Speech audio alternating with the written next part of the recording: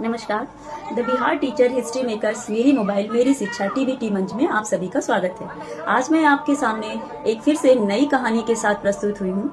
आज की जो कहानी है वो एक गांव की कहानी है और एक मजेदार हंसने वाली कहानी है, जिसे सुन करके आपको थोड़ी सी हंसी भी आएगी। तो कहानी को अंत तक जरूर सुनिएगा।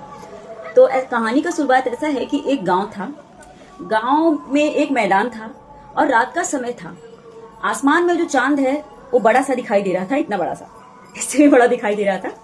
तो गांव वाले सारे लोग बैठे थे, आपस में बातचीत कर रहे थे कि चांद जो है वो देखने में कितना खूबसूरत दिखाई दे रहा है। काश कुछ ऐसा हो जाए कि हम चांद तक चले जाएं और चांद को छू करके वापस आ जाएं और ये भी देख लें कि चांद कितना बड़ा है।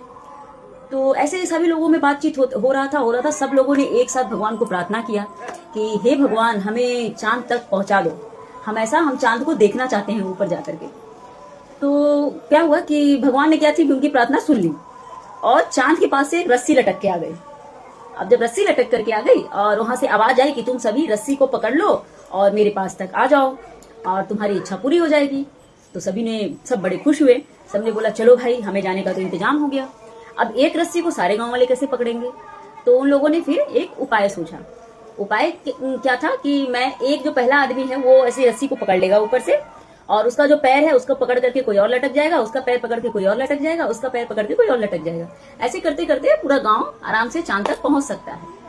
तो उन लोगों ने क्या किया कि हाँ ये चीज सही है। उन लोगों ने ऐसा ही किया। एक आदमी पहले जो ऊपर था वो उसने रस्सी को पकड़ा, फिर उसका पैर पकड़ के कोई और लटक गया, उसका पैर पकड़ के ऐसे लटक गया। ऐसे करके लगभग 200-300 गांव वाले थे, वो सब रस्सी पकड़ के एक दूसरे के नीचे नीचे लटक गया।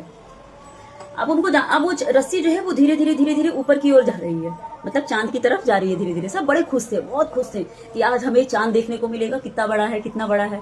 आपस में उत्सुकता से एक दूसरे से बातें भी कर रहे थे।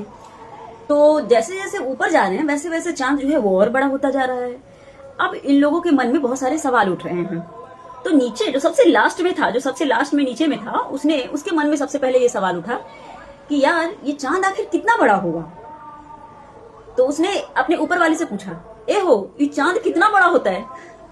तो वो क्या किया, अपने गांव के भाषा में पूछा उसने। अब वो जो दूसरा वाला था वो तीसरे वाले से पूछा, ए भाई ये चांद कितना बड़ा होगा? फिर वो चौथा, पांचवा, छठा, सातवां, ऐसे करते सबसे ऊपर वाले से पूछा गया कि भाई ये चांद कितना बड़ा है? तो अब ऊपर वाले को तो और बड़ा दिखाई दे रहा है नीचे वाले की अपेक्षा। तो ऊपर वाला तो पहले पकड़ के ऐसे रस्सी पकड़ा हुआ है। उसके बाद भी जब वो उसके नीचे वाले ने वो क्वेश्चन किया कि भाई ये चांद कितना बड़ा होगा, तो वो हाथ छोड़ के कर रहा है इतना बड़ा। तो वो क्या हुआ, अब सारे के सारे लोग नीचे गिर गए और कोई भी चांद तक नहीं जा पाया।